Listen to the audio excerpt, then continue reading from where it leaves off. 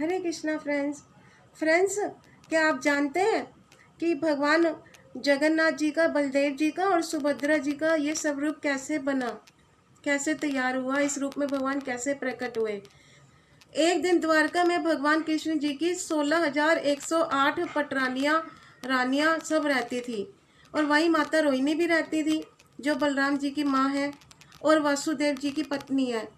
जैसे माता देवकी वासुदेव जी की पत्नी है, तो रोहिणी माता भी वासुदेव जी की ही पत्नी है। देखो फ्रेंड्स, कृष्ण के जो पिता है उनको वसुदेव कहते हैं और कृष्ण को वासुदेव। ऐसा देव जो सब में वास करता है, हर जीव में उसका वास है ना। श्री कृष्ण गोविंद हरे मुरारी, हे नाथ नारायण वासुदेवाय। ये वासुदेवाय है यानी कृष्ण। तो एक दिन भगवान की सारी रानी पटरानियों ने माता रोहिणी, तो देखो माता देवकी तो मथुरा में रहती थी और माता रोहिणी गोकुल में। तो उन्होंने बचपन में कृष्ण और बलराम जी के लीलाओं का सारा करीब से ही दर्शन किया है, बाल लीला है उनकी। और कृष्ण ने जो भी ब्रज में लीलाएं की वो रोहिणी माता को सब पता थी। फ्रेंड्स, मेरे जगन्नाथ जी के लिए खिचड़ी का भोग जरूर लगाना, आज और कल 2 दिन। दोनों दिन आप नहीं लगा सकते तो चलो एक दिन तो जरूर ही लगाना। मेरे जगन्नाथ जी को खिचड़ी बहुत पसंद है। तो सबने रोहिणी माता से कहा कि हमें कृष्ण जी की बाल लीलाएं बताओ। हमने सुना है कि कृष्ण बड़े चंचल थे हमारे पति। तो बलराम जी तो सबके जेठ हुए ना। अब बलराम जी की धर्म पत्नी का नाम क्या है, उनकी पटरानी का? माता रेवती।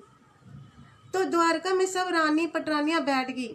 जैसे सत्संग नहीं स्टार्ट हो जाता, सब भक्त बैठ जाते हैं, सत्संग शुरू होता। पर सारी रानी पटरानियों को थोड़ी सी लज्जा आ रही थी। कृष्ण और बलराम जी घर में नहीं थे, वो किसी कार्य से बाहर गए हुए थे।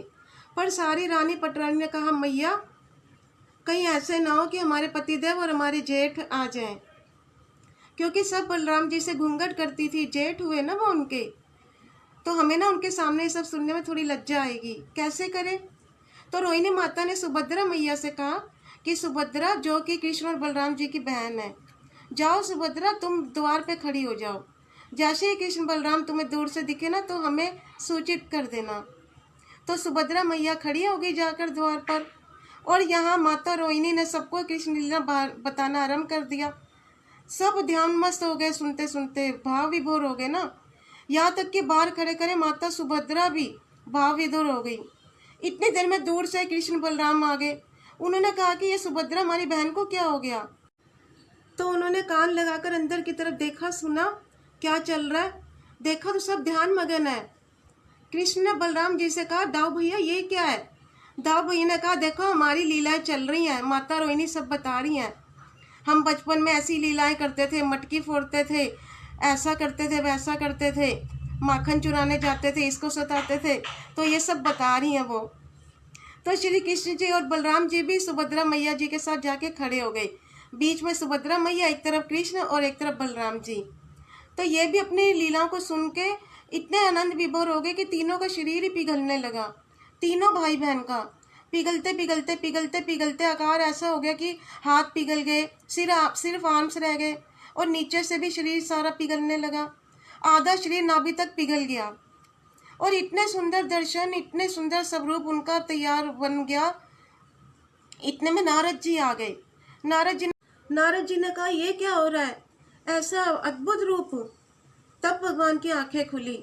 बोले, वाह प्रभु, इतने आनंदमय दर्शन। तो भगवान अपने स्वरूप को छुपाना चाहते थे, पर नारद जी ने कहा, प्रभु नहीं छुपाना। एक काम करो प्रभु, ये जो बड़ी बड़ी आंखें हैं आपकी, नेत्र इतने सुंदर, ये जो आपका पिघला हुआ रूप है भाव और प्रेम का, आप इसी रूप में कलयुग के जीवों को दर्शन देना प्रभु। तो आप इस रूप को कलयुग के लिए कायम रखना। मैं चाहता हूँ कि कलयुग के जीवों के लिए आप ये मौजूद रखें रूप। ठीक है नारद जी, अगर आप चाहते हैं तो कलयुग के जीवों के लिए रखूंगा, वरना मैं इस रूप को लुप्त कर देता।